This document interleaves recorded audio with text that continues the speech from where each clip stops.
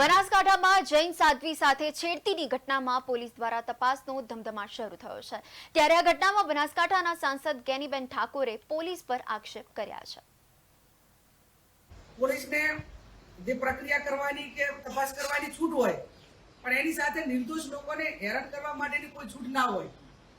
આ જીગર નામનો છોકરો છે, એને રાતે ત્યાં બોલાવ્યો, ઢોર માર્યો અને એને નગ્ન કરીને એના ફોટા એલસીબી પોલીસ અધિકારીઓએ લીધા અને ત્યાં સુધી બરોબર છે, પણ એને એવું દબાણ કરવામાં આવ્યું કે આ ગુનો જે સાધ્વીજી જોડે છેડતી થઈ છે એ ગુનો ત્યાં કર્યો છે એમ કબૂલી લે તો વરઘોડું કાઢીને અમે છોડી દઈશું ને આ કેસ પૂરો થાય।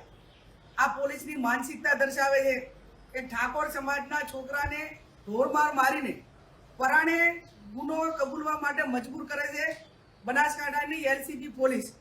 હું એમને કહેવા માંગુ છું કે તમારી આ માનસિકતા એ દર્શાવે છે કે તમે જેટલા પણ ગુના બનતા હશે એ ગુનામાં આ રીતે નિર્દોષ લોકોને કબૂલાઈને જેલને હવાલે કરતા હશો।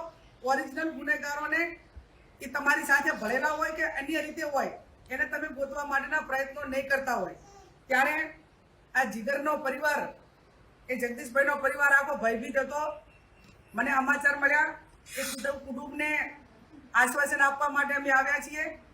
હું પોલીસના ઉપરા અધિકારીઓને આગ્રહ બની વિનંતી કરું છું, અપેક્ષા રાખું છું કે એક ધર્મ ઉપર એટેક થાય ત્યારે જ્યારે આ ઘટના બની ત્યારે હું મહારાજ સાહેબોને મળી હતી, પોલીસ સ્ટેશન એસપી આવ્યા હતા ત્યાં ગઈ હતી।